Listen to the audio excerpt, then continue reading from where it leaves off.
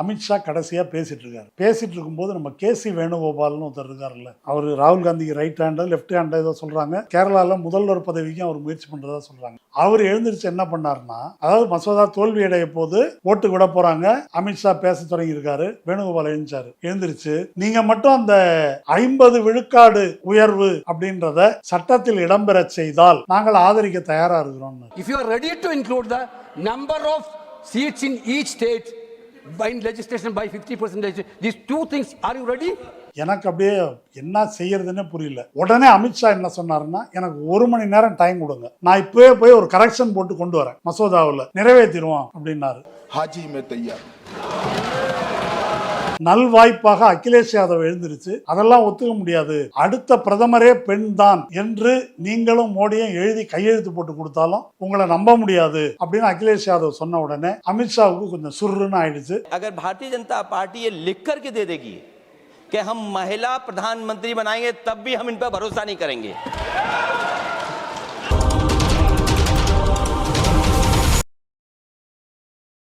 வணக்கம்.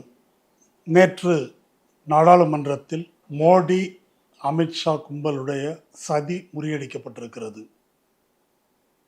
அரசமைப்பு சட்ட திருத்தம் என்ற பெயரில் தென்னிந்திய மக்களின், தமிழக மக்களின் வாக்குகளை செல்லாததாக்குகின்ற, இந்து ராஷ்டிரத்தை மறைமுகமாக திணிக்கின்ற ஒரு நிரந்தர பாஜக சர்வாதிகாரத்தை ஏற்படுத்துகின்ற சதியை நாம் முறியடித்திருக்கிறோம்.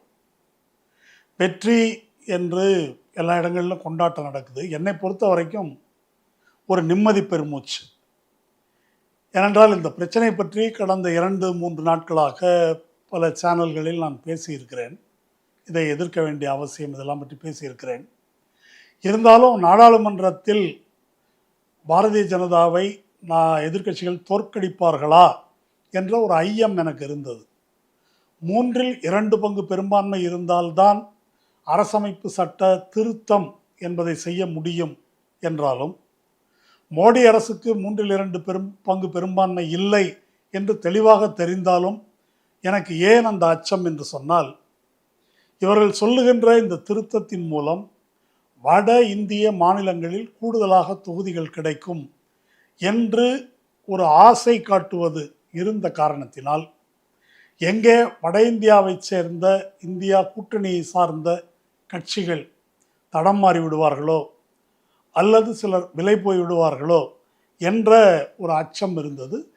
அந்த அச்சத்துக்கு காரணம் இல்லாமல் இல்லை, அப்படியெல்லாம் நடந்திருக்கிறது ஏற்கனவே. ஆனால் என்னுடைய நம்பிக்கை பொய்த்து விட்டது, நாம் வெற்றி பெற்று விட்டோம். இருந்தாலும் சொந்த மண்ணை காட்டி கொடுக்கின்ற வீடாளர்கள் இல்லாமல் இல்லை. ஆந்திராவை எடுத்துக்கிட்டிங்கன்னா அத்தனை பேரும் துரோகிகள். சந்திரபாபு நாயுடு, ஜக்மோகன், பவன் கல்யாண் எல்லாரும் ஆந்திர மக்களின் வாக்குரிமையை செல்லாமலாக்குகின்ற இந்த பச்சை துரோகத்துக்கு உடந்தையாக இருந்திருக்கிறாங்க. தமிழ்நாட்டை எடுத்துக்கொண்டால் எடப்பாடி, அன்புமணி, அண்ணாமலை எவ்வளவு திமிராக பேசுகிறார்கள். அதை தைரியமாக இந்த மண்ணுக்கு துரோகம் செய்வோம் என்பதை பேச முடிகிறது. முதல்வர் இந்த சட்ட முன்வரைவை எரித்தால் அதை தேச துரோக நடவடிக்கை என்று அன்புமணியால் பேச முடியுது. இதையெல்லாம் பேசினாலே ஆபத்து என்று தமிழக மக்களிடம் இவர்கள் பயப்படுகின்ற நிலைமை இல்லை. தமிழக மக்கள் அந்த அளவுக்கு தான் இதை பற்றிய புரிதலோடு இருக்கிறார்கள். அதனால் என்னை பொறுத்தவரையில் இந்த மசோதாவை நிறைவேறாமல் தடுப்பதில் நாம் வெற்றி பெற்று விட்டாலும், என்ன நடந்திருக்கிறது நாடாளுமன்றத்தில் அல்லது இதுவரை என்ன நடந்து கொண்டிருக்கிறது, மக்கள் என்ன புரிந்து கொண்டிருக்கிறார்கள் என்பதை நாம் ஒரு முறை மீளாய்வு செய்து பார்க்கணும். பொதுவாக தோத்துட்டாக்க தான் ரிவ்யூ பண்ணுவாங்க. அது கிரிக்கெட் மேட்சாக இருந்தாலும் சரி, தேர்தலாக இருந்தாலும் சரி. ஆனால் வெற்றியடைந்து விட்டோம் என்று சொன்னாலும் கூட நாம் இதை ரிவ்யூ பண்ணி பார்க்கணும். இன்று இரவு ஏதோ மோடி பேச போகிறாருன்னு ஒரு செய்தி. எதுக்கு பேச போகிறாருன்னு தெரில. ஒருவேளை இது மாதிரி மகளிர் மசோதாவை முறியடித்து விட்டார்கள் அப்படின்னு பெண்களுக்கு உருக்கமாக ஏதாவது பேச போகிறாரா, இல்லை ஈரான் போர் இந்த மாதிரி பிரச்சனையை ஒட்டி விலைவாசி ஏறப்போகுது, கோவிட் மாதிரி ஏதாவது ஒன்று தாம்பாளத்தை தட்டுங்க அப்படின்னு ஏதாவது சொல்ல போகிறாரா என்னன்னு தெரியல. இது வர்றது வரட்டும். ஆனால் நேற்றைக்கு இந்த மசோதா தோற்கடிக்கப்பட்ட பிறகு இன்றைக்கி காலையில் பத்திரிகையெல்லாம் நீங்கள் பார்த்துருப்பீங்க. தினமலர், தினமணி, தமிழ் இந்து, இது மூணையும் நான் பார்த்தேன். மூணுலேயுமே பெண்களுக்கான இடஒதுக்கீடு அளிக்கின்ற மசோதா தோல்வி, எதிர்க்கட்சிகள் அதை தோற்கடித்தார்கள். இது பச்சை பொய். சரி, தமிழ் பத்திரிகைகள் தான் இப்படி போட்டிருக்குது அப்படின்னு சொல்லிட்டு ஆங்கில பத்திரிகையை பார்ப்போம் அப்படின்னா இந்தியன் எக்ஸ்பிரஸ்ஸு, டெக்கான் ஹெரால்டு, அப்புறம் டைம்ஸ் ஆஃப் இந்தியா, எல்லாத்துலேயும் இதே தான் செய்தி. அப்போது ஒழுங்காக செய்தி வந்தது எனக்கு தெரிஞ்ச 2 பத்திரிகை. ஒன்று தினகரன் தலைப்பு செய்தி, இன்னொன்று ஆங்கில இந்து நாளேடினுடைய தலைப்பு செய்தி. அவங்க என்ன சொல்லியிருந்தாங்கன்னா, இந்த அரசமைப்பு சட்ட திருத்தம் முறியடிக்கப்பட்டது அப்படின்னு தலைப்பு போட்டிருந்தாங்க. அதாவது டீலிமிட்டேஷனை இப்போவே சாத்தியமாக்குகின்ற அரசமைப்பு சட்ட திருத்தம் முறியடிக்கப்பட்டதுன்னு போட்டிருந்தாங்க. உண்மை வந்து அதுதான். இப்போ நீங்கள் ஆங்கில ஊடகங்களும் இந்த பத்திரிகைகளும் இப்படி போட்டிருக்கிறாங்களே, மக்கள் இதை தான் படிப்பாங்க. இப்போ இந்த திருப்பரங்குன்றம் பிரச்சனையில் தீபம் ஏற்றப்படவில்லைன்னு போட்டாங்க. வழக்கமாக தீபம் ஏற்றும் இடத்துல தீபம் ஏற்றப்பட்டது. ஆனால் இவங்க சொல்கிற தீபத்தூணில் தீபம் ஏற்றப்படவில்லை, அது எப்பொழுதும் அந்த இடத்துல ஏற்றப்படுவதில்லை. ஆனால் செய்தி எப்படி போட்டாங்கன்னாக்கா, ஏதோ இந்துக்களின் உரிமை பறிக்கப்பட்டதைப் போல செய்தி போட்டாங்க. அதுபோல் இப்போ மகளிர் உரிமை பறிக்கப்பட்டதைப் போல இந்த யோக்கிய சிகாமணிகள் செய்தி போட்டிருக்காங்களே. நாடாளுமன்றத்தில் நேற்றைக்கு முன்தினமும் நடைபெற்ற விவாதங்கள் எதன் மீது நடைபெற்றன? 3 மசோதாக்களின் மீது நடைபெற்றன. அந்த 3 மசோதாக்களையும் விமன் என்ற சொல்லே கிடையாது. 3லேயும் என்னென்ன மசோதா? ஒன்று, அரசமைப்பு சட்டத்தின் 131வது திருத்த மசோதா, அது ஒன்று. ரெண்டாவது என்ன? டீலிமிட்டேஷன் பில், இந்த தொகுதி மறுசீரமைப்புக்கான மசோதா. மூணாவது என்ன? Union territories laws amendment bill. இது 3 தான் முந்தா நாள் விவாதத்துக்கு எடுத்துக்கொள்ளப்பட்டது. இதில் பெண்களுக்கான இடஒதுக்கீடு அப்படின்றது இல்லை. ஆனால் பெண்களுக்கான இடஒதுக்கீடு தான் மறுக்கப்பட்டு விட்டது என்று இந்த மசோதா தோற்று போன உடனே நாடாளுமன்றத்துக்கு வெளியே தயாராக பேனர்லாம் தயார் பண்ணி வச்சுருக்கிறாங்க. எதிர்க்கட்சிகள் சதி, பெண்களுக்கு வந்து இது மாதிரி மறுத்துட்டாங்க உரிமையை அப்படின்னு சொல்லிட்டு வட இந்திய மாமிகள் ஒரு செட்டு, பிஜேபி மாமிகள், அவங்க வந்து வெளியே கொடி பிடிச்சிக்கிட்டு போராட்டம் நடத்துகிறாங்க. இப்போ இந்த பொது கருத்து உருவாக்கப்படுகிறது. பெண்களுக்கு 33 விழுக்காடு அவர்களுக்கு ஒதுக்கீடு செய்கின்ற உரிமையை எதிர்க்கட்சிகள் தடுத்து நிறுத்தி விட்டார்கள் என்ற பிரச்சாரம் ஒரு என்ன சொல்கிறது, ஒரு சூழ்ச்சியாக இந்த பொய் பிரச்சாரம் நடக்குது. அப்போ எதிர்க்கட்சிகள் என்ன செஞ்சுருக்கணும்? நாடாளுமன்றத்தை விட்டு வெளியே வந்து லெட்டர் கொடுத்துட்டு வெளியே வச்சுட்டு போயிட்டாங்க எல்லாம் கிளம்பி. அதுவா? நீங்கள் வெளியே வந்து என்ன செய்யணும்? அரசமைப்பு சட்டத்தை ஒழிப்பதற்கு, தென்னிந்திய மக்களின் வாக்குரிமையை செல்லாமல் ஆக்குவதற்கு, மோடி அரசு தொகுதி மறுசீரமைப்பு என்ற பெயரில் நிரந்தரமாக தாங்கள் ஜெயிப்பது போல ஒரு ஏற்பாடு செய்வதற்கு அவர்கள் செய்த சதியை நாங்கள் முறியடித்து விட்டோம், ஜனநாயகத்தை காப்பாற்றி விட்டோம், உங்கள் வாக்கு உரிமையை காப்பாற்றி விட்டோம் என்று வாசலில் நின்று கோஷம் போட்டிருந்தா என்ன கேடு அப்படின்னு எனக்கு தெரியல. அவங்க கோஷம் போடுறாங்க, இவங்கெல்லாம் கிளம்பி வந்துட்டாங்க. அப்போ இது இப்படிலாம் நான் பேசுகிறதுக்கு பொருள் வந்து, இந்த வெற்றியை என்னங்க ஜெயிச்சிருக்கிறோம், இந்த நேரத்தில் வந்து இது மாதிரி சுடு சொல்லில் பேசுகிறீங்களே என்று சிலர் அங்கலாய்க்கலாம். நான் அந்த வெற்றியை குறைத்து மதிப்பிடலை. ஆனால் எப்படி வெற்றி பெற்றிருக்கிறோம் அப்படின்னு நம்ம வந்து யோசிக்கணும். எண்ணிக்கை காரணமாக வெற்றி பெற்றிருக்கிறோம். அங்கே நடைபெற்ற விவாதங்களில் 2 நாள் நாடாளுமன்ற விவாதத்தையும் ஒரு பார்வையில் பார்த்தேன் நான்.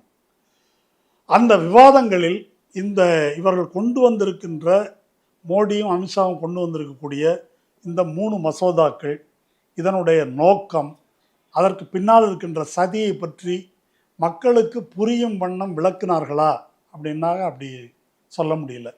இதில் என்ன அரசமைப்பு சட்ட மீறல் இருக்குது என்று தங்களுடைய கட்சிக்காரர்களுக்கே புரிய வைக்கக்கூடிய விதத்தில் பேசினார்களா என்றால் அப்படி சொல்ல முடியலை. எல்லா பேச்சுமே அநேகமாக ராகுல் காந்தியில் தொடங்கி அநேகமாக பலரது பேச்சுகள், சில விதிவிலக்குகள் தவிர பலருடைய பேச்சு எப்படி இருந்ததுன்னாக்கா ஒரு பர்ஃபார்மன்ஸ் மாதிரி தான் இருந்துச்சு. சன்சாத் டிவியில் வந்து படம் போடுறாங்க, அதுக்கு தகுந்த மாதிரி ஒரு பொதுக்கூட்ட மேடையில் உரையாற்றுவது போல அவர்கள் பேசினார்களே தவிர, இப்போ திமுக தலைவர் முதல்வர் ஸ்டாலின் அவர்கள் இந்த மசோதாவுக்கு தீ வைத்து விட்டு மிக கடுமையான ட்வீட்டு அறிக்கை விட்டிருந்தார். இதை வந்து ரத்து செய்யலை அப்படின்னா எங்களுக்கு பதவியெல்லாம் முக்கியம் கிடையாது, 60களின் திமுக திரும்பும், வீதிக்கு கொண்டு வருவோம், இந்த விஷயத்தை தீ பரவட்டும் என்றெல்லாம் அவர் தெரிவிச்சிருந்தார் அறிக்கையில். அப்போ அந்த ஃபோர்ஸை அதை வந்து நாம் அங்கே பார்க்க முடிந்ததா நம்முடைய வாதங்களில், எதிர்த்தரப்பின் வாதங்களில்னு அப்படி பார்க்க முடியல. ஆனால் திராவிட முன்னேற்ற கழக தலைவர் சொன்னது யாருக்கு கரெக்டாக போய் சேர்ந்துருக்குன்னாக்கா பிஜேபிக்காரங்களுக்கு. பாஜக தரப்பிலிருந்து கர்நாடகத்தை சேர்ந்த எம்பி தேஜஸ்வி சூர்யா, அவர் மதவெறி பிரச்சாரத்துக்கு ரொம்ப புகழ்பெற்றவர், அவர் சொல்கிறாரு, என்ன 60களின் திமுக திரும்பும்னா திராவிட நாடா, பிரிவினை கேட்க போகிறீங்களா என்று அவருக்கு கரெக்டாக விஷயம் வந்து போயிருக்குது. அப்போ தமிழ்நாட்டுக்கு 60களில் என்ன வரலாறு என்று சொன்னால், மாநில உரிமையும் சமூக நீதியும் வேறு அல்ல என்று திராவிட இயக்கம் மக்களுக்கு புரிய வைத்த காலம் அது. தமிழ்நாடு 2 விதங்களில் அரசியல் சட்டத்தை எரித்திருக்கிறது. 2 விதத்தில். நேற்றுக்கு அரசியல் சட்டத்தை காப்பாற்றுவதற்காக முந்தா நாள் வந்து முதல்வர் இந்த மசோதாவை எரித்திருக்கிறார். அதற்கு முன்னால் பெரியார் அரசமைப்பு சட்டத்தை எரித்திருக்கிறார். இது சாதியை பாதுகாக்கின்ற அரசமைப்பு சட்டம் என்று. பின்னர் இந்தி திணிப்புக்காக அது எரிக்கப்பட்டிருக்கிறது. இப்போ இருக்கிற அரசமைப்பு சட்டத்தையும் இவர்கள் காலியாக்கி விடுவார்கள் என்பதிலிருந்து அரசமைப்பு சட்டத்தை காப்பாற்றுவதற்காக இந்த மசோதாவை முதல்வர் எரித்திருக்கிறார். இந்த மசோதாவை எரித்ததன் மூலம் அனைத்து இந்திய அளவில் இதை கவனத்துக்கு கொண்டு வந்தது பத்தாதுன்ட்டு நேற்றைக்கு டைம்ஸ் ஆஃப் இந்தியா நாளேட்டில் முழு பக்க அளவில் முதல்வர் பெயர்லேயே ஒரு கட்டுரை வந்து வெளியாயிருக்கு. அந்த கட்டுரையின் சாரப்பொருள் என்ன என்று கேட்டால், ஒன்றிய அரசு மாநில அரசு உறவுகள் குறித்து ஆராய்வதற்கு தமிழ்நாடு அரசு ஒரு 3 குழுவை நியமித்தது உங்களுக்கு தெரியும். ஓய்வு பெற்ற நீதிபதி குரியன் ஜோசப், ஓய்வு பெற்ற ஐஏஎஸ் அதிகாரி அசோக் வர்தன் ஷெட்டி, திரு நாகநாதன், இவங்க 3 பேரும் இணைந்த குழு அந்த அறிக்கையின் முதல் பகுதியை சமர்ப்பித்திருக்கிறது. அந்த முதல் பகுதியில் ஒரு சாப்டர் டீலிமிட்டேஷன் பற்றிய, தொகுதி மறுவரையறை பற்றியது. அந்த சாப்டரில் என்ன சொல்லப்பட்டிருக்கிறதோ அதன் சாராம்சத்தை செறிவாக எடுத்து சொல்லும் வகையில் அந்த கட்டுரை எழுதப்பட்டிருக்கிறது. இது ஒன்று. அதுக்கு ஓராண்டுக்கு முன்னால் இப்படி ஒரு அபாயம் வருகிறது என்பதை உணர்த்துவதற்கு முதல்வர் வந்து தென் மாநில முதல்வர்கள் மாநாடு ஒன்று நடத்தி அதை எடுத்து சொல்லியிருக்காரு. அதற்கு முன்னால் தமிழ்நாட்டில் வந்து 1974 ராஜமன்னார் குழு அறிக்கை தமிழ்நாடு சட்டமன்றத்தில் வந்து நிறைவேற்றப்பட்டிருக்குது. மாநில சுயாட்சி தீர்மானம் நிறைவேற்றப்பட்டு இப்படி இது எல்லாமே நம்ம கையில் இருக்குது. இந்த அடிப்படையில் எல்லாம் நம்முடைய திராவிட முன்னேற்ற கழகத்தின் உறுப்பினர்கள் பேசுவார்கள் என்று நான் எதிர்பார்த்தேன். அப்படி பேச முடியாதவர்களோ, அதை பற்றி விவரம் தெரியாதவர்களோ அல்ல. ஆனால் என்ன காரணம்னு எனக்கு தெரியல, அப்படி கூர்மையான முறையில் அந்த கருத்துக்கள் எடுத்து வைக்கப்படவில்லை. நாடாளுமன்ற உறுப்பினர் ராசா வந்து பேசினார்.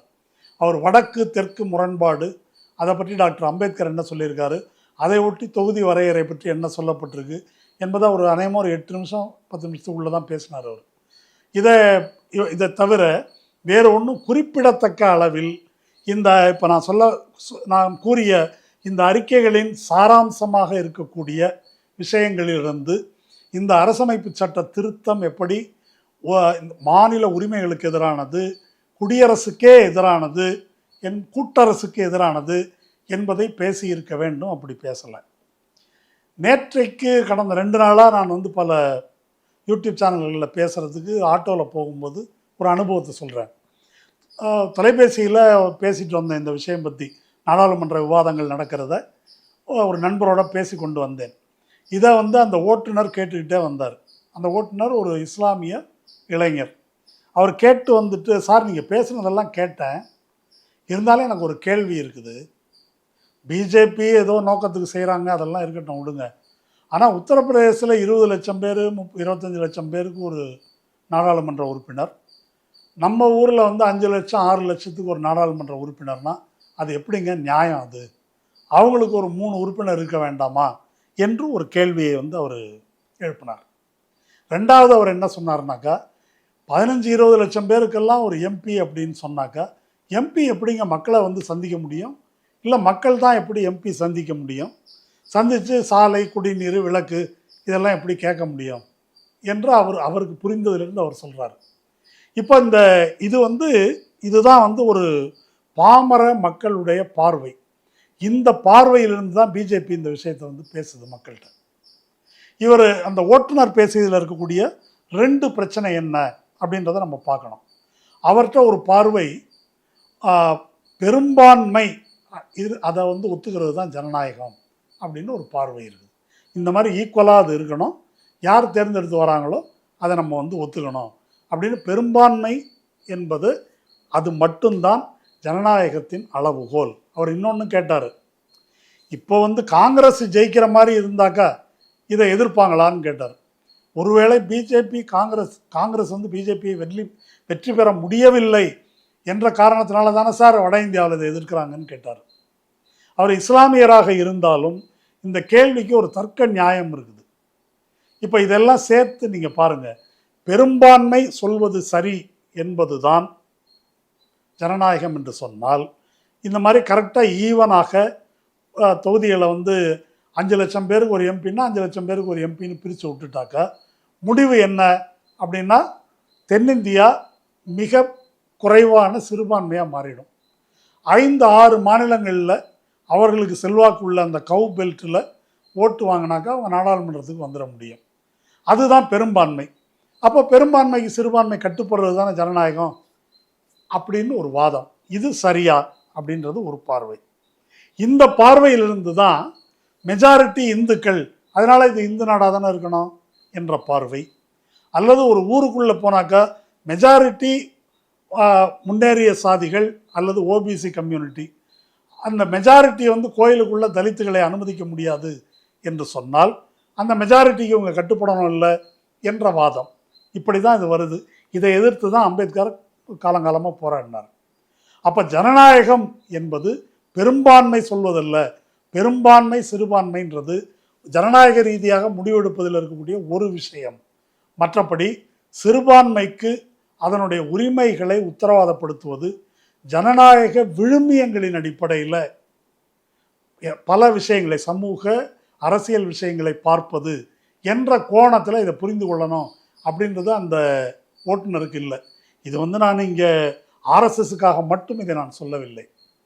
வங்கதேசத்தில் இஸ்லாமிய குடியரசு அப்படின்னு வச்சுருக்கிறாங்கன்னாக்கா அவங்க எல்லாரும் குரானை படிச்சுட்டு அதனால் இஸ்லாமிய குடியரசு தான் நல்லதுன்னு வச்சுருக்கிறாங்க. நம்ம நாட்டில் முஸ்லீம் மெஜாரிட்டி, அதனால் இஸ்லாமிய குடியரசு. அதே லாஜிக்கு தான் நமக்கு இங்கே ஆர்எஸ்எஸ் சொல்வது. இப்போ இந்த ஓட்டுநர் சொன்ன இந்த பெரும்பான்மை வாதம் அப்படின்றது ஓட்டுநரின் கருத்தல்ல. நேற்று நாடாளுமன்றத்தில் இந்த மதசார்பற்ற ஜனதாதளம்னு ஒரு கட்சி ஒன்று இருக்குது. அது என்னத்துக்கு மதசார்பற்றன்னு வச்சுருக்காங்கன்னு தெரியல எனக்கு. அது என்டிஏ கூட்டணியில் இருக்குது. அந்த குமாரசாமி பேசுகிறாரு, அதாவது பிரஜ்வல் ரேவண்ணாவுடைய சித்தப்பா பேசுகிறார். பிரஜ்வல் ரேவண்ணா யாருன்னு உங்களுக்கு தெரியும். மகளிர் உரிமைக்காக போராடி இப்போ சிறையில் இருக்கார் அவர்.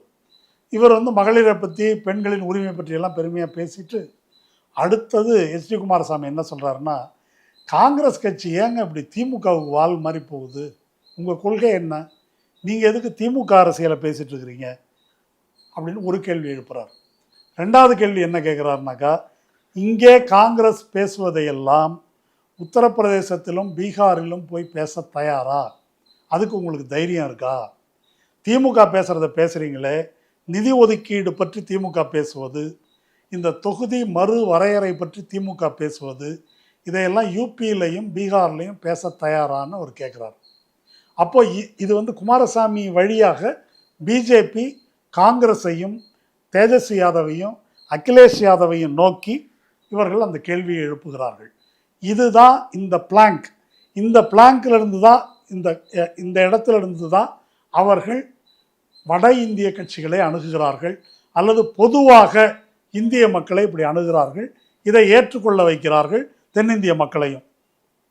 இப்போ இந்த அடிப்படையில் இந்த 2 நாளில் என்ன நடைபெற்றது, எதிர்கட்சிகள் என்ன வாதாடினாங்க, 2 நாள் வாதத்தை சுருக்கி பார்த்தா ஒரு 4-5 பாயிண்ட்டுங்க. சில 4-5 பாயிண்ட்டை கரெக்டாக சொன்னாங்க. ஒன்று, மகளிருக்கு இடஒதுக்கீடு வழங்குவதற்கும் இன்றைக்கி நீங்கள் கொண்டு வந்திருக்கிற இந்த 3 மசோதாக்கும் எந்த தொடர்பும் இல்லை. 2023 மகளிருக்கு 33% கொடுக்கறதுன்றதை நிறைவேற்றியாச்சு. அதை எதிர்க்கட்சிகளும் ஒப்புக்கொண்டு ஒரு மனதாக நிறைவேற்றப்பட்டு விட்டது. அதை நீங்கள் தான் தள்ளி வச்சிங்க. சென்சஸ் முடிஞ்சு டீலிமிட்டேஷன் முடிஞ்சு அதுக்கப்புறம் கொண்டு வரலான்னு சொல்லி தள்ளி வைத்தது நீங்கள்.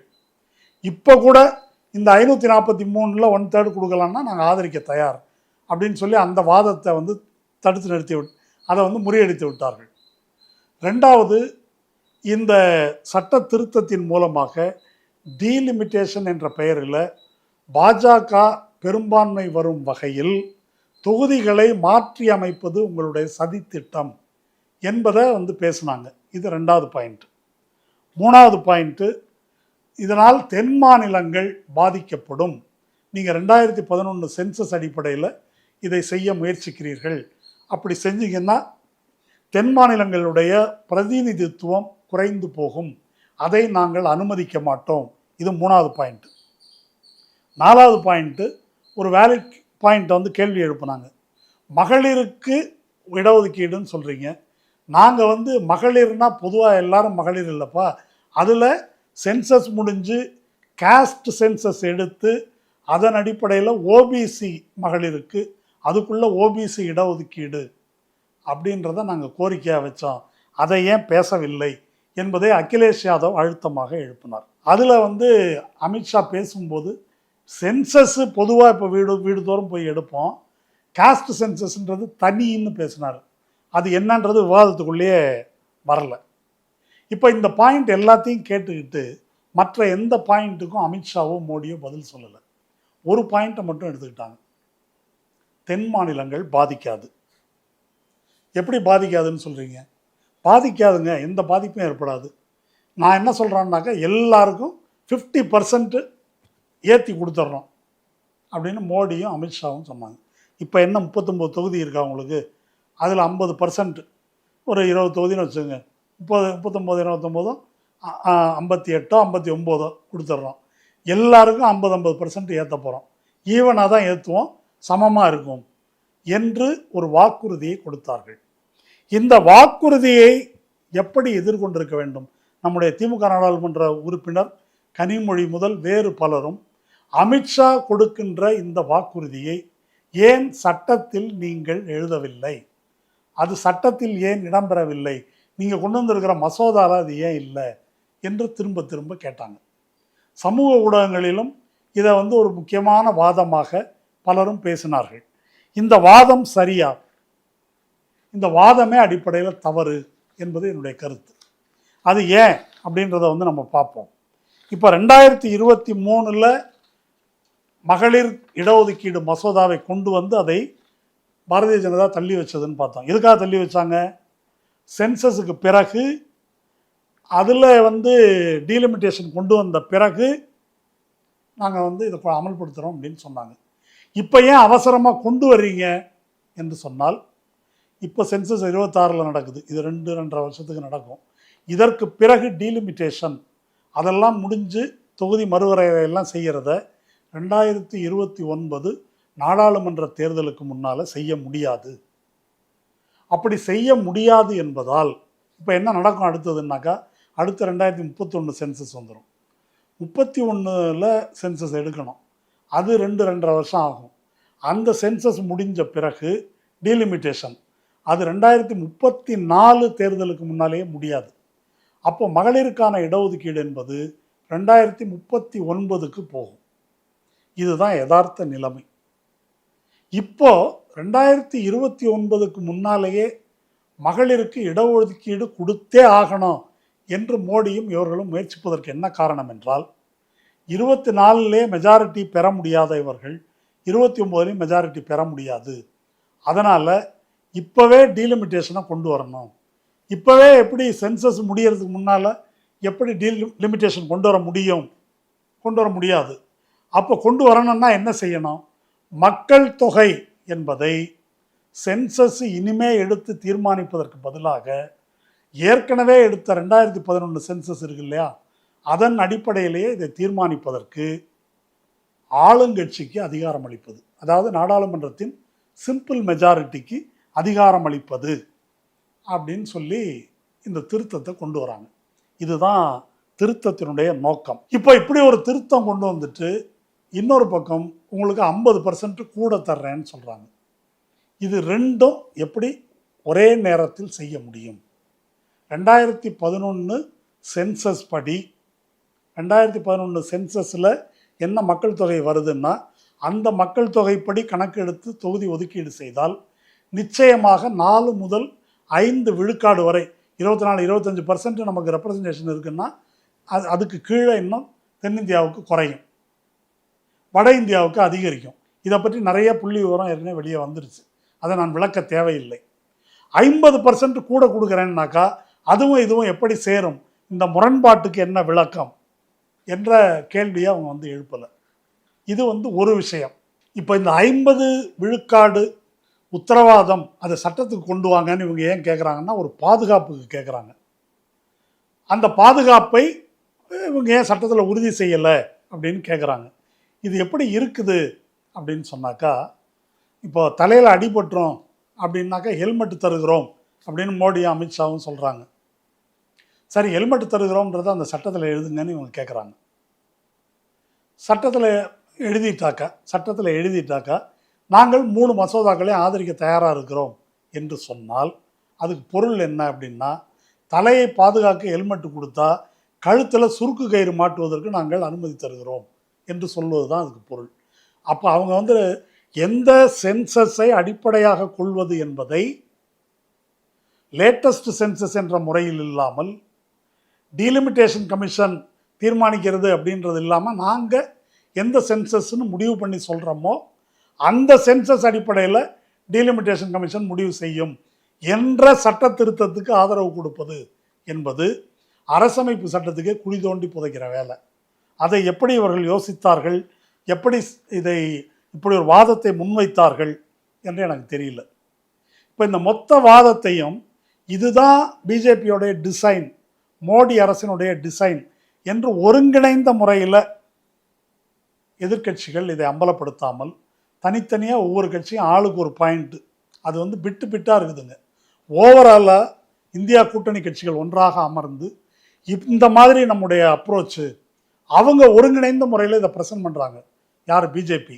அப்போ எதிர்க்கட்சிகள் இதை ஒருங்கிணைந்த முறையில் இப்படி 23 கொண்டு வந்தோம், இதை நிறைவேற்றியாச்சு, நீ இதை பண்ண முடியும், இப்போ கூட பண்ணலாம், நீ எதற்காக இந்த திருத்தத்தை கொண்டு வர, உன்னுடைய நோக்கம் வந்து இப்படி தொகுதிகளை மறுவரையறை செய்து பித்தலாட்டம் பண்ணி ஆட்சியில் அமர்வது தான். இதில் தென்னிந்தியாவின் உரிமை பறிக்கப்படும். தொகுதி பங்கீடு பற்றி அரசமைப்பு சட்டம் என்ன சொல்லுது? வெறுமனை எண்ணிக்கை அடிப்படையிலே செய்யலான்னு சொல்லியிருக்குதா? அப்படி இல்லை என்பதற்கான உச்சநீதிமன்ற தீர்ப்புகள் என்ன இருக்குது? ராஜமன்னார் குழு அறிக்கை, பூஞ்சு குழு அறிக்கை எல்லாம் என்ன சொல்லுது? இது எல்லாத்தையும் பேசி ஒருங்கிணைந்த முறையில் ஒரு பார்வையை ஏற்படுத்துவதற்கு பதிலாக தனித்தனியாக பேசினாங்க. ராகுல் காந்தி பாதி காமெடி பண்ணார், ஏதோ ஒரு கதை சொல்கிறது, ஜோக் அடிக்கிறது, அல்லது பொதுவாக சில பிரச்சனைலாம் சொன்னார். முதல்ல இப்படி நீங்கள் ஆட்சியை கைப்பற்றுறதுக்கு பண்ணுற சதின்லாம் சொன்னார். தென் மாநிலங்களை நாங்கள் பாதுகாப்போம்னாரு. அப்புறம் மோடி ஒரு மெஜிஷியன், அவர் ஏமாத்துறாரு, பாலக்கோட்டில் ஏமாத்தினார், ஆப்ரேஷன் சிந்தூரில் ஏமாத்தினார் அப்படின்னு அதுக்கு கதை சொல்ல, அதுக்கு அவங்க கத்த, இந்த மாதிரியாக அது முடிந்தது. அதில் ஒரு சீரியஸ்னஸ் என்பது இல்லை. சீரியஸ்னஸ்னால் என்னென்னா, நேற்று டைம்ஸ் ஆஃப் இந்தியா கட்டுரையை படித்து பாருங்கள். முதல்வர் எழுதியுள்ள அந்த கட்டுரையை, ஒரு பக்க கட்டுரையை படித்து பாருங்கள். அதில் வந்து ஒருங்கிணைந்த முறையில் இது எப்படி மோசடியானது என்பதற்கான வாதங்கள் வைக்கப்பட்டிருக்கின்றன. அந்த அடிப்படையில் எதிர்க்கட்சிகள் வாதாடி இருக்க முடியும், ஆனால் செய்யவில்லை. இதுக்கு மேலே ஒரு காமெடி என்னன்னு கேட்டால், 2 நாள் விவாதம் முடிஞ்சிருச்சு. அமித்ஷா கடைசியாக பேசிகிட்ருக்காரு. பேசிகிட்டு இருக்கும்போது நம்ம கேசி வேணுகோபால்னு ஒருத்தர் இருக்கார்ல, அவர் ராகுல் காந்திக்கு ரைட் ஹேண்டா லெஃப்ட் ஹேண்டா ஏதோ சொல்கிறாங்க. இப்போ கேரளாவில் முதல்வர் பதவிக்கும் அவர் முயற்சி பண்ணுறதா சொல்கிறாங்க காங்கிரஸ். அவரை அந்த குரூப்பு தான் வந்து தமிழ்நாட்டில் தொகுதி கூட கொடுக்கணும், 70 கூட 60 கூட நீங்கள் கூத்தடிச்சதெல்லாம். அவர் எழுந்திரிச்சு என்ன பண்ணார்னா, அதாவது மசோதா தோல்வி அடைய போது ஓட்டு விட போகிறாங்க, அமித்ஷா பேச தொடங்கியிருக்காரு, வேணுகோபால் எழுந்திருச்சு நீங்கள் மட்டும் அந்த 50 விழுக்காடு உயர்வு அப்படின்றத சட்டத்தில் இடம்பெற செய்தால் நாங்கள் ஆதரிக்க தயாராக இருக்கிறோம்னாரு. எனக்கு அப்படியே என்ன செய்யறதுன்னே புரியல. உடனே அமித்ஷா என்ன சொன்னார்னா, எனக்கு 1 மணி நேரம் டைம் கொடுங்க, நான் இப்போவே போய் ஒரு கரெக்ஷன் போட்டு கொண்டு வரேன் மசோதாவில், நிறைவேற்றிடுவோம் அப்படின்னாரு. நல்வாய்ப்பாக அகிலேஷ் யாதவ் எழுந்திருச்சு, அதெல்லாம் ஒத்துக்க முடியாது, அடுத்த பிரதமரே பெண் தான் என்று நீங்களும் மோடியும் எழுதி கையெழுத்து போட்டு கொடுத்தாலும் உங்களை நம்ப முடியாது அப்படின்னு அகிலேஷ் யாதவ் சொன்ன உடனே அமித்ஷாவுக்கு கொஞ்சம் சுருன்னு ஆயிடுச்சு. அதோடு அதை விட்டுட்டார். ஒருவேளை அதுக்கும் கோவப்படாமல் அவைத்தலைவர் அவர்களே எனக்கு 1 மணி நேரம் டைம் கொடுங்க, ஒத்தி வையுங்கள் அவையை, நான் போய் திருத்தி கொண்டாந்துடுறேன் அப்படின்னு சொல்லியிருந்தா என்ன கதியாக இருக்கும்னு நினச்சே பார்க்க முடியல. இப்படி நம்ம தலையில் மண்ணள்ளி போடுற வேலையை செய்தவர் யாருன்னா கேசி வேணுகோபால். மூத்த நாடாளுமன்ற உறுப்பினர், மூத்த அரசியல்வாதி. இவர் தான் ராகுல் காந்திக்கு ரைட் ஹேண்டா லெஃப்ட் ஹேண்டா சொல்கிறாங்க. இப்போ இந்த நபர் பிரவீன் சக்கரவர்த்தி இவங்களையெல்லாம் வச்சுக்கிட்டு ராகுல் காந்தி அரசியல் பண்ணால் அது என்ன கதி ஆகுன்றது எனக்கு தெரியல. இப்படி ஒரு அவருக்கு என்ன புரிஞ்சிருக்குது? அப்போ இந்த பிரச்சனையை என்ன புரிந்து கொண்டு இருக்கிறார்? இந்த நாடாளுமன்ற கட்டடம் புதுசாக ஒரு கட்டடம் கட்டினாங்களே, 888 சீட்டுன்னு தீர்மானிச்சிருக்கிறாங்களே, என்ன அடிப்படையில் தீர்மானித்தார்கள்? அப்போ அன்னைக்கே முடிவு பண்ணிட்டாங்க 2011 சென்சஸ் அடிப்படையில் இதையெல்லாம் செய்வது என்று. இந்த கேள்வியை வேற கேசி வேணுகோபால் முதல்ல பேசும்போது கேட்குறாரு. 850ன்னு எப்படி முடிவு பண்ணீங்கன்னு கேட்குறாரு. அதை கேட்டுட்டு அதுக்கப்புறம் முடிக்கிற நேரத்தில் 50%ன்னு உத்தரவாதம் கொடுங்க, நாங்கள் ஓட்டு போடுறோன்றார். இது என்ன கேலி கூத்து? இது இவருடைய சதித்திட்டத்தை ஒருங்கிணைந்த முறையில் புரிந்து கொண்டு மக்களுக்கு புரிய வைக்க வேண்டிய இவர்கள் இந்த லட்சணத்தில் இருந்தாக்கா நம்ம என்ன செய்யறதுன்னு எனக்கு தெரியல. அதனால் இதுவரைக்கும் நம்ம பேசுனதெல்லாம் கான்ஸ்டியூஷனல் அண்ட் லீகல் இஷ்யூஸ், அரசமைப்பு சட்டப்படி இது எப்படி தவறு, இதெல்லாம் தான் நம்ம இது வரைக்கும் பேசியிருக்கிறோம். இதுக்கு மேலே நம்ம பொலிட்டிக்கலாக என்னன்னு பார்ப்போம். இது தொகுதியை எப்படி மாற்றி அமைக்கிறது, நீங்கள் அஸ்ஸாமில் அப்படி பண்ணீங்க, ஜம்மு காஷ்மீரில் அப்படி பண்ணீங்க அப்படின்னு ராகுல் காந்தி பேசிட்டு போகிறாரு. அஸ்ஸாமில் என்ன பண்ணாங்கன்னு பேசலை. அஸ்ஸாமில் இருக்கக்கூடிய 126 தொகுதிகளில் 35 தொகுதிகளில் மக்கள் தொகையில் பெரும்பான்மை இஸ்லாமியர்கள், இஸ்லாமிய வாக்காளர்கள் போன தேர்தல் வரைக்கும். இந்த தேர்தலில் அந்த 35 தொகுதி 20 தொகுதியாக குறைக்கப்பட்டு விட்டது. இதுக்கு பேர் தான் ஜெரிமேண்டரிங். இந்த மாதிரி நாடு பூரா நீங்கள் கம்யூனலாக பிரிக்க போகிறீங்க, ஜாதி வாரியாக பிரிக்க போகிறீங்க. உங்கள்கிட்ட பூத் லெவல் டேட்டா இருக்குது, அதை வைத்துக்கொண்டு வெற்றி பெறக்கூடிய இடங்களுக்கு தகுந்த மாதிரி பூத்தெல்லாம் கூட்டி அதை ஒரு நாடாளுமன்ற தொகுதியாக நீங்கள் மாற்றப் போகிறீர்கள் என்று அவர் பேசலை.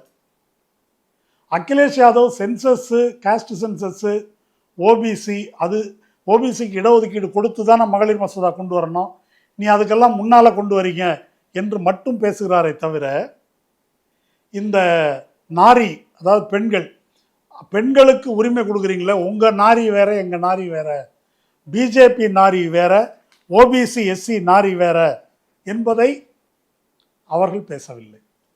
அதாவது இந்த பெண்களுடைய உரிமை நலன் என்பதெல்லாம் வேற, நீ வேற நான் வேற என்பதை அவர்கள் பேசலை. அதே போல் வடக்கு தெற்கு அப்படின்றத பொறுத்த வரைக்கும் தென் மாநிலங்களை சேர்ந்தவர்கள், குறிப்பாக திராவிட முன்னேற்ற கழகத்தை சேர்ந்தவர்கள் அதை மையப்படுத்தி பேசலை. ஆராசா பேசினார். அவர் அம்பேத்கர் அவருடைய எழுத்துக்களிலிருந்து மொழிவாரி மாநில பிரிவினையில் வடக்கு தெற்கை ஆள்வதற்கு எப்படி முயற்சிக்கிறது, என்ன பிரச்சனை இருக்குது, இதெல்லாம் பேசினார். என்ன செய்திருக்க வேண்டும் என்றால், இருக்கிற நேரத்தை யாராவது ஒரு உறுப்பினருக்கு ஒதுக்கி கொடுத்து அவர் இந்த பாயிண்ட்டை பேசுறது, இன்னொருத்தங்க இன்னொரு பாயிண்ட்டை பேசுறது என்று ஒழுங்கமைத்திருக்க வேண்டும். அது செய்யப்படவில்லை. இந்த பிரச்சனையில் தேசிய அளவில் ஒரு பொது கருத்தை, அரசமைப்பு சட்டத்தின் பார்வையில் பொது கருத்தை உருவாக்குவதற்கு போதுமான அளவுக்கான தரவுகள் சமீபத்திய மூவர் குழு அறிக்கையிலேயே தெளிவாக இருக்குது. ஆனால் அந்த மாதிரி பேசப்படலை.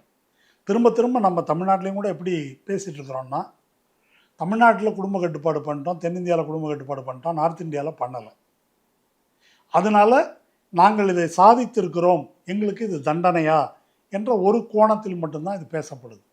அப்போ திரும்ப திரும்ப என்ன ஆகுதுன்னாக்கா, மக்கள் தொகைக்கு அடிப்படையில் அதை நாடாளுமன்ற உறுப்பினர் தீர்மானிக்கிறதுல எந்த பிரச்சனையும் இல்லை, நாங்கள் குடும்ப கட்டுப்பாடு பண்ணி குறைஞ்சி போயிட்டோம், அவங்க குறையலை என்பது மட்டும்தான் மையப்படுத்தப்படுது.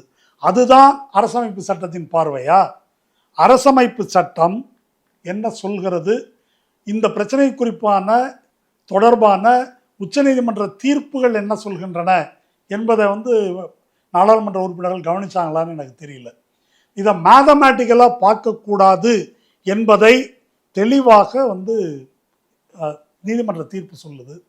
அரசமைப்பு சட்டம் so far as practicable என்று தான் அந்த செக்ஷனே சொல்லுது. கரெக்டாக 100ன்னா ஒரு பிரதிநிதி, 200ன்னா 2 பிரதிநிதி என்று அரசமைப்பு சட்டம் சொல்லவில்லை. அந்த so far as practicable என்பதற்கு என்ன பொருள்? இந்த பக்கம் வாக்காளர்களுக்கு வழங்கப்பட வேண்டிய பிரதிநிதித்துவம், இந்த பக்கம் மாநிலங்களுக்கு வழங்கப்பட வேண்டிய பிரதிநிதித்துவம், அப்படி 2 யூனிட் இருக்குது. இது 2க்கு இடையில் ஒரு பேலன்ஸ் வேணும். அதாவது வாக்காளரின் உரிமைக்கும் ஃபெடரல் ஸ்டேட் கூட்டரசு மாநிலம் இதன் உரிமைக்கும் இடையில் ஒரு பேலன்ஸ் இருக்க வேண்டும் என்பது சொல்லப்படுது. அந்த அடிப்படையில் தான் ராஜ்யசபாவில் ஒவ்வொரு மாநிலத்துக்கும் ஈக்குவலான ஓட்டு தரப்பட வேண்டும் என்பதை ராஜமன்னார் குழு பூஞ்ச் கமிஷன் அறிக்கை சொல்லுது.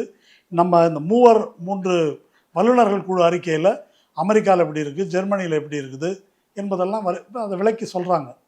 அதாவது பெரிய மாநிலங்களுக்கு அவர் அதிகபட்ச நாடாளுமன்ற உறுப்பினருக்கு கட்டுப்பாடு விதிக்கணும். சின்ன மாநிலங்களுக்கு மக்கள் தொகை அடிப்படையில் இல்லாமல் கூடுதலாக நாடாளுமன்ற உறுப்பினர்கள் தரப்பட வேண்டும். அதுபோல் மாநிலங்கள் அவை என்று சொன்னால் அங்கே சின்ன மாநிலம் பெரிய மாநிலம் என்ற வேறுபாடு இல்லாமல் ஈக்குவலாக பிரதிநிதித்துவம் தரப்பட வேண்டும். இதெல்லாம் அதில் இடம்பெற்றிருக்குது. இவை எல்லாமே பெரும்பான்மைவாதமாக ஜனநாயகத்தை புரிந்து கொள்ளக்கூடாது என்பதற்கான வாதங்கள். இதெல்லாம் அங்கே பேசப்படலை. 1974 மாநில சுயாட்சி தீர்மானத்துக்காக தமிழ்நாடு சட்டமன்றத்தில் நடைபெற்ற விவாதங்கள் அவங்க ஆழிப்பதிப்பகம் போட்டிருக்கிறாங்க. அதை எடுத்து படித்து பாருங்கள். அந்த விவாதத்தின் தரத்துக்கும் நேற்று 2 நாட்களாக நாடாளுமன்றத்தில் நடந்த விவாதத்தின் தரத்தையும் ஒப்பிட்டு பார்த்தீங்கன்னா மலைக்கும் மடுவுக்குமா இருக்குது. அவ்வளவு நேரம் இங்கே விவாதிக்க நேரம் இல்லை என்று சொல்லலாம். ஆனால் அந்த கிடைக்கின்ற நேரத்தில் கூர்மையாக இதை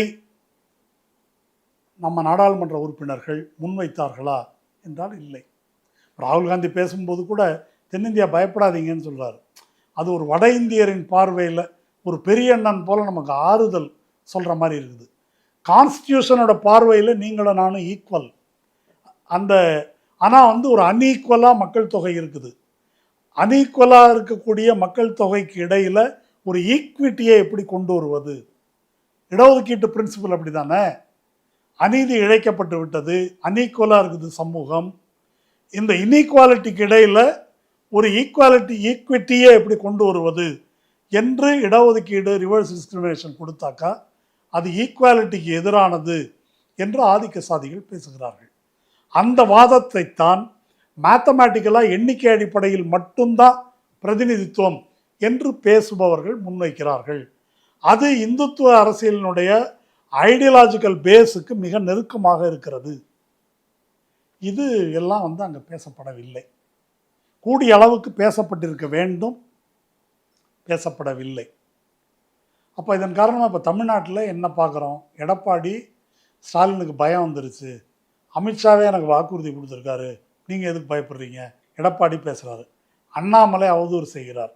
அன்புமணி தேச துரோகம். என்ன தேச துரோகம்? சிஏஏக்கு நீ தான் ஓட்டு போட்ட. இந்த ஒரு ஓட்டில் தான் சிஏஏ பாஸ் ஆச்சு ராஜ்யசபாவில். அதை விட பெரிய தேச துரோகம் உண்டா? உங்கள் மேலே இருக்கிற சிபிஐ வழக்கு எதுக்காக இருக்குது தெரியுமா? லாய்க்கே இல்லாத, எந்த கட்டுமானமும் இல்லாத, வைத்தியர் இல்லாத, நோயாளி இல்லாத இடத்துக்கு மெடிக்கல் காலேஜுக்கு லைசன்ஸ் கொடுத்த ஊழலுக்கு தான் கேஸ் இருக்குது. நீங்கள்லாம் தேச துரோகத்தை பற்றி பேசுவதா? அண்ணாமலை வாய்க்கு வந்து பேசுகிறாரு. இதில் என்ன பிரச்சனை அப்படின்னு சொன்னாக்கா, மசோதாவை தோற்கடித்து விட்டோம், ஆனால் மக்கள் மன்றத்தில் இந்த பிரச்சனையை அவர்கள் எடுத்து செல்லுகிறார்கள். திரும்ப திரும்ப நீங்கள் 4-8லேருந்து ஃபீல்டு வரைக்கும் மகளிருக்கு இடஒதுக்கீடை தடுத்துட்டாங்க. நாம் நமது தரப்பில் தென்னிந்திய மக்கள், இந்த மக்களுடைய உரிமை என்ன பறிக்கப்பட்டிருக்கு, என்ன சதித்திட்டத்துக்காக மோடி அரசு இதை கொண்டு வந்திருக்கிறது என்பதை பேச தவறுகிறோம். அது மட்டும் இல்லை, இப்போ தேர்தல் நேரம், இதில் ஒரு பெரிய கேள்வி இருக்குது. சரிங்க, இப்போ நீங்கள் பேசுகிறீங்க, ஏதோ கொள்கை கோட்பாடு இப்படி பேசிகிட்டு இருக்கிறீங்க, இதுக்கும் மக்களுக்கும் சம்மந்தம் இல்லைங்க. மக்களுக்கு புரிகிற மாதிரி சாதனைகள் எடுத்து சொல்லணும், அதை சொல்லி தான் ஓட்டு கேட்க முடியும் என்ற ஒரு பார்வை இருக்குது. அப்போ மக்கள் நலத்திட்டங்கள் அப்படின்றது வேற, மாநில உரிமை சமூக நீதி அரசியல் என்பது வேற. மாநில உரிமை சமூக நீதி அரசியல் எல்லாம் கொஞ்சம் கட்சிக்காரங்க, கருப்பு சட்டைக்காரங்க, சிவப்பு சட்டைக்காரங்க அல்லது நீல சட்டைக்காரங்க உட்காந்து பேசிக்க வேண்டியது. மக்களை பொறுத்த வரைக்கும் அவங்களுக்கு நலத்திட்டம், கடன் உதவி இல்லை வேறு ஏதாவது, இதுதான் மக்களுக்கு புரியும் என்ற பார்வை ரொம்ப ஆபத்தானது. 60களின் திராவிட முன்னேற்ற கழகத்தை திரும்ப கொண்டு வருவோம் என்று முதல்வர் பேசினதனுடைய பொருள் என்ன என்று சொன்னால், 60ல் திமுக ஆட்சிக்கு வரல, 50களின் பிற்பகுதியில் தொடங்கி 60ல் எல்லாம். அப்போ என்ன பேசி என்ன சொல்லி ஆட்சிக்கு வந்தார்கள்? வடக்கு வாழ்கிறது தெற்கு தேய்கிறது அப்படின்றதா இருக்கட்டும், மாநில உரிமை மறுக்கப்படுவதாக இருக்கட்டும், இந்தி திணிப்பாக இருக்கட்டும், பின்னால் மாநில சுயாட்சி தீர்மானம் நிறைவேற்றும் அளவுக்கு நடைபெற்ற விவாதங்களாக இருக்கட்டும், இதெல்லாம் என்ன? மாநிலத்துக்கு இந்த உரிமைகள் இருந்தால்தான் ஒடுக்கப்பட்ட சமூகத்தினர் அல்லது எஸ்சி ஓபிசி பிரிவினர் இருக்காங்க இல்லையா, அவர்களுக்கு அதிகாரமும் மக்கள் நலமும் சென்று சேரும் வகையிலான திட்டங்களை ஒரு மாநில அரசு வகுக்க முடியும், அவர்களை கைதூக்கி விட முடியும்.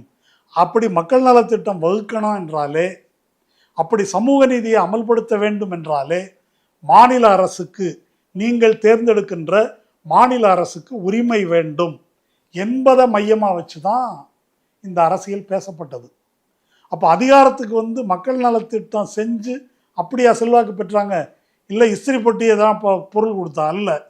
இந்த அரசியலை ஒவ்வொரு சலூன் கடை, டீ கடை வரைக்கும் இதை பேசி இந்த அரசியல் செல்வாக்குக்கு மக்களை ஆட்படுத்தித்தான் பின்னால் திராவிட முன்னேற்ற கழகம் ஆட்சிக்கு வருது. ஆனால் இப்போ என்ன ஆயிடுச்சு அப்படின்னாக்கா, மக்கள் நலத்திட்டமும் இந்த அரசியலை பேசுகிறதும் எண்ணெயும் தண்ணியும் மாதிரியும், அதெல்லாம் பேசாதீங்க, மக்களுக்கு அது புரியாதுங்க.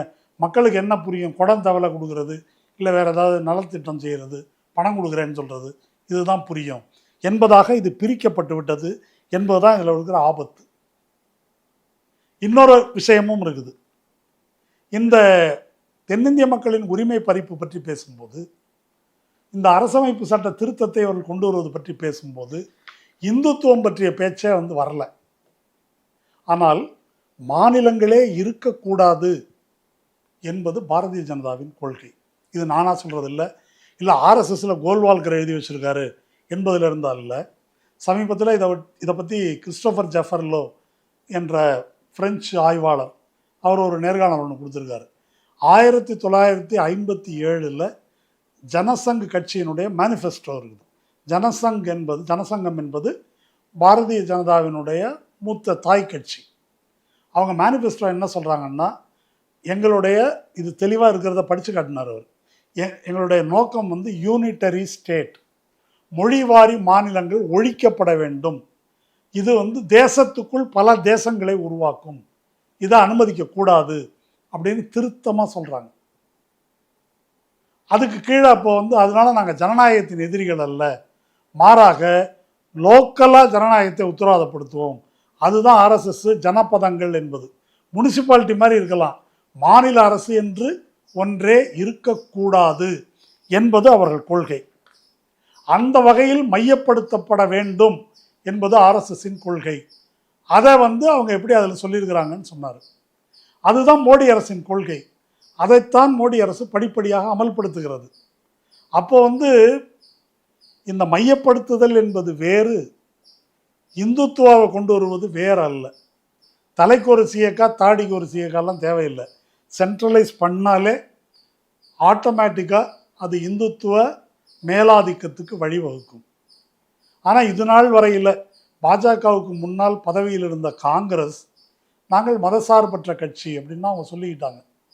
அது எவ்வளோ உண்மைன்றது தனி, அது ஒரு இந்து மிதவாத கட்சியாக தான் இருந்தது. அந்த காங்கிரஸ் என்ன செய்தது, இந்த மையப்படுத்துதல் எல்லாத்தையும் ஆரம்பித்து வச்சு தீவிரப்படுத்தி பல நடவடிக்கைகளை எடுத்தது எதுன்னாக்கா காங்கிரஸ். ஆனால் தன்னை அது மதசார்பற்ற கட்சியாக சொல்லி கொண்டது. ஆனால் இந்த மையப்படுத்துதல் என்பது யாருக்கு பயன்பட்டது? அது இந்த நேஷனல் செக்யூரிட்டி ஏஜென்சியாக இருக்கட்டும், அல்லது ஜிஎஸ்டி கொண்டு வந்ததாக இருக்கட்டும், அல்லது கல்வி மற்றதெல்லாம் கங்கரன் லிஸ்ட்டுக்கு தள்ளிட்டு போனதாக இருக்கட்டும், இப்படி பல அதிகாரங்களை மையத்தில் குவித்த பல நடவடிக்கைகள், இப்படி அவர்கள் இது எல்லாமே பிஜேபி ஆட்சிக்கு 2014 மோடி ஆட்சிக்கு வந்த உடனே அவர்களுடைய ஆயுதமாக பயன்பட்டது. அப்போ சென்ட்ரலைசேஷன் என்பது அது இன் இட் செல்ஃப், அது தன் தன்மையிலேயே ஜனநாயகத்துக்கு எதிரானது. அப்போ மதசார்பற்றவர்கள் என்று கூறிக்கொள்பவர்கள் ஜனநாயகத்தை மதிப்பவர்களாக இருந்தால் அவங்க சென்ட்ரலைசேஷனுக்கு எதிராக இருக்கணும், புளூரலிசத்துக்கு ஆதரவாக இருக்க வேண்டும். ஆனால் காங்கிரஸ் கடந்த காலத்தில் இதையெல்லாம் செய்ய தவறி இருக்கிறது என்பது மட்டுமல்ல, பிஜேபிக்கு இந்த ஆயுதங்களை எல்லாம் தீட்டி கையில் கொடுத்திருக்கிறது. அதை உணர்ந்து, தவறை உணர்ந்து அவர்கள் பேச வேண்டும். மாநில சமத்துவம், தேசிய இன சமத்துவம், மொழி உரிமை, இதெல்லாம் பற்றி அவங்க பேசணும். இதெல்லாம் பேசுகிறாங்க, இதெல்லாம் போய் யூபியில் பேசுங்க, பீகாரில் பேசுங்க பார்ப்போம் அப்படின்னு HD குமாரசாமி காங்கிரஸை மிரட்டுறாரு. ஏன் பேச முடியாதா என்பது தான் நம்முடைய கேள்வி. எப்படி இந்தி திணிப்பு தவறு என்று பீகாரிலோ யூபியிலோ நம்ம பேச முடியுமோ, அதுபோல் இந்த மாதிரி இந்த வாக்கு சதவீதத்தை வாக்கு பிரதிநிதித்துவத்தை மேத்தமேட்டிக்கலாக பார்க்க முடியாது. இது ஒரு ஃபெடரல் ஸ்டேட்டு, இப்படி தான் பிரிக்கணும், இந்த மாதிரி ஒரு ஏற்றத்தாழ்வு இருக்குது. நாங்கள் கூட ₹1 வரி கொடுத்தா எங்களுக்கு 29 காசு தான் கொடுக்குறாங்க. திரும்ப எனக்கு ₹1 திருப்பி கொடு, யூபிக்கு கொடுக்காத, பீகாருக்கு கொடுக்காதன்னு நாங்கள் சொல்கிறது இல்லை. மாறாக எங்களுக்கு ரீசனபிளாக ஒரு ஃபினான்ஸ் கமிஷன் என்ன சொல்லியிருக்கு, 40 காசு கொடுக்கணும்னு சொல்லியிருக்கு, அதை கொடுங்க. 60 காசை நீங்கள் பீகாருக்கு கொடுங்க, யூபிக்கு கொடுங்க, யாருக்கும் கொடுங்க. ஆனால் அப்படி கொடுக்குற காசில் அவர்கள் முன்னேறவில்லை. உங்களுக்கு இப்படியெல்லாம் நாங்கள் கொடுத்திருக்கிறோம், ஆனால் அந்த காசெல்லாம் உங்களுக்கு வந்து சேரலை, ஒடுக்கப்பட்ட மக்களுக்கு வரவில்லை. இப்படி ரூபாய்க்கு 29 காசுகளை மட்டும் பெறுகின்ற தமிழ்நாடு மனித வள குறியீட்டில் முதல் இடத்துல இருக்குது, 2ஆம் இடத்துல இருக்குது. நீங்கள் ரூபாய்க்கு ₹3 வாங்குறவங்க ஏன் பின்தங்கி இருக்கிறீங்க என்பதை வட இந்திய மக்களுக்கும் புரிய வைக்க முடியும். இதையெல்லாம் புரிய வைக்காமல், இதையெல்லாம் பேசாமல் நாம் இந்துத்துவ சக்திகளை வீழ்த்த முடியாது. இதெல்லாம் வட இந்தியாவில் பேச முடியாது. மக்களுக்கு சமூக நீதி, மாநில உரிமையெல்லாம் பேச முடியாது. நம்ம ஏதாவது நலத்திட்ட அரசியல் தான் பேசலாம் என்று சொன்னால் நாம் இவர்களை எதிர்கொள்ள முடியாது. இந்த வர இருக்கின்ற சட்டமன்ற தேர்தலில் திமுக வெற்றி பெறும் என்பது உறுதி. ஆனால் அதன் பொருள் என்ன? வெற்றி பெறும்னாக்க தமிழ்நாட்டில் இருக்கிற எல்லாரும் இந்த விஷயத்தை எல்லாம் புரிந்து கொண்டு திராவிட இயக்க அரசியலின் பால் ஈர்க்கப்பட்டு இதுக்காக வாக்களித்தார்கள் என்று பொருளாக இல்லை. அது ரொம்ப மைனாரிட்டி. இந்த பக்கம் ஒரு பெரிய கூட்டம் இருக்குது. இந்த எடப்பாடி, அன்புமணி இந்த குரூப் இருந்துக்கிட்டு அதனால் என்ன அமித்ஷாவே சொல்லிட்டாரு அப்படின்னு பேசினா கைதட்டுறதுக்கு ஒரு கூட்டம் இருக்குது. தாவேகா இதை நாங்கள் ஏற்றுக்கொள்ளவில்லைன்னு ஒரு அறிக்கை மட்டும் விட்டுருக்குறாங்க. ஆனால் அவர் என்ன பேசும்போது என்ன சொல்கிறாரு, கேஸ் சிலிண்டரு ஈரானோட போர் நடக்குது கிடைக்கல அப்படின்னாக்கா, இவர் ஸ்டாலின் டெல்லிக்கு போய் மோடிகிட்ட கேட்டிருந்தாங்க சிலிண்டரை கொடுத்துருப்பாரு அப்படின்னு பேசுகிறாரு. அதை கேட்டு விசில் அடிப்பதற்கு ஒரு கூட்டம் இருக்குது. மோடிக்கே சிலிண்டர் இல்லை, ராஜஸ்தானில் சிலிண்டரில் தண்ணி ஊற்றி விற்கிறாங்க, அங்கேயே நெருக்கடி, அங்கே அந்த பகுதியில் இந்த கேஸு இந்த நெருக்கடி காரணமாக மிகப்பெரிய அளவில் தொழிலாளர் போராட்டம் அடக்குமுறை நடந்துட்டு இருக்குது அந்த டெல்லி வட்டாரத்தில் தொழிற்சாலை பகுதிகளில். ஏன் நமக்கு சிலிண்டர் கிடைக்கல, ஏன் நமக்கு பெட்ரோல் கிடைக்கல? ஈரான் கொடுக்கிறேன் என்று சொல்லுகிறது, ரஷ்யா கொடுக்கிறேன் என்று சொல்லுகிறது. ஆனால் அமெரிக்கா 30 நாள் தான் உனக்கு அனுமதி, அதுக்கு மேலே கிடையாதுன்னு சொல்லிட்டாங்க. இப்போ திரும்ப அமெரிக்காவிடம் எங்களுக்கு அனுமதி கொடுங்க, பர்மிஷன் கொடுங்க என்று போய் நிற்கிறார் மோடி. பாஜகவின் அமைச்சர்கள் அப்படி போய் நிற்கிறாங்க. வெக்கமா இல்லை? கொடுக்குறேன்றவன் கொடுக்குறேன்றான், வாங்கிறதுக்கு நம்ம தயாராக இருக்கிறோம், நீ யார் அதை அனுமதிப்பதற்கு என்று கேட்கிற தைரியம் இல்லாத ஒரு பிரதமர், தைரியம் இல்லாத ஒரு கட்சி, இதன் காரணமாகத்தான் இந்த நெருக்கடியை நாம் சந்திக்கிறோம் என்று புரியாத மக்கள், அப்படி ஒரு கூட்டம் இருக்குது. இந்த கூட்டத்துக்கெல்லாம் இதையெல்லாம் நாம் புரிய வைக்கவில்லை என்று சொன்னால் நாம் இப்போ நாடாளுமன்றத்தில் வெற்றி பெற்று விட்டோம் என்பது ஒரு தற்காலிக ஆறுதலாகத்தான் இருக்கும். எனவே வருகின்ற சட்டமன்ற தேர்தல் இப்போ இருக்கிற மிச்சம் 3 நாள் 4 நாள் இருக்குன்னா அதுலேயும் அதை பிரச்சாரம் பண்ணணும். சட்டமன்ற தேர்தல் முடிந்து திமுக வெற்றி பெற்ற பிறகு பணி என்பது என்னவென்றால் இந்த செக்மெண்ட் இவர்களை பாஜகவின் அரசியலிலிருந்து அல்லது எந்த அரசியலுமே தெரியாத இப்படி கண்மூடித்தனமாக போய்கொண்டிருக்கின்ற ஒரு ரசிக மனோபாவத்திலிருந்து விடுவிப்பதற்கான பணிகளை நாம் தொடங்கி செய்ய வேண்டும். தமிழ்நாட்டில் மட்டுமல்ல, வட இந்தியாவிலும் இந்த அரசியலை பேசணும். இந்த அரசியலுக்கும் மக்கள் விடுதலைக்கும் இடையிலான உறவை தொடர்புபடுத்தி பேச தெரிய வேண்டும். நேற்றும் முன்தினமும் நாடாளுமன்றத்தில் நடைபெற்ற விவாதங்கள் நாம் வெற்றி பெற்று விட்டோம் என்றாலும் கூட அந்த விவாதங்கள் அப்படி மக்களுக்கு அரசியல் அறிவூட்டுபவையாக, பாசிஸ்டுகளை அம்பலப்படுத்துபவையாக, அரசமைப்பு சட்டத்தின் பொருளை விளக்கி சொல்பவையாக அமையவில்லை என்பது உண்மை. நாம் வெற்றி பெற்றாலும் நம்முடைய இந்த தவறை பரிசீலனை செய்ய வேண்டும். யோசித்து பாருங்கள், உங்கள் கருத்தை கூறுங்கள். நன்றி.